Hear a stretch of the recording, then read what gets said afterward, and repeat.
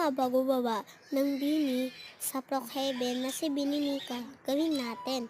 Kuha tayo ng jersey, damit pang volleyball. Yan, jersey 8. Gawa tayo ng short na pang volleyball rin. Uwi na text. Gawin natin sobrang gandang face. And red na hair. Diba? So, ganda ng Bini.